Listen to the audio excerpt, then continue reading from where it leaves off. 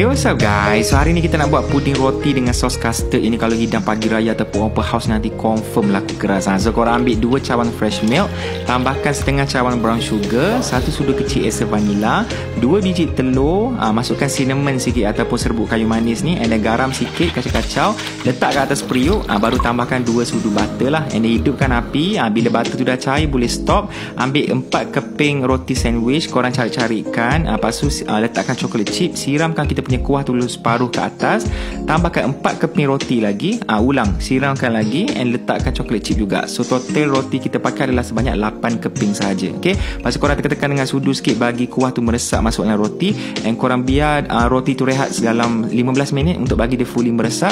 Barulah bakar pada suhu 180 Celsius selama 45 minit. So next, untuk sos custard, korang ambil 1 tin susu cair, setengah cawan air, 2 sudu gula, and dia masukkan 1 sudu tepung custard, kacau-kacau, baru letak ke atas periuk. Hidupkan api and always kacau tau sampai dia mula mendidih. Korang padamkan api je, and then siaplah kita punya sos custard. Puding roti pun dah siap. Boleh letakkan gula icing kat atas untuk bagi lagi cantik lah, and boleh serve. Kat luar dia crispy, dalam lembut lagi, and kita siram kita punya sos custard kat atas tu, sangat sedap. Yang ni kalau buat untuk open house raya confirm laku keras. Korang kena try nanti. Okay, selamat hari raya.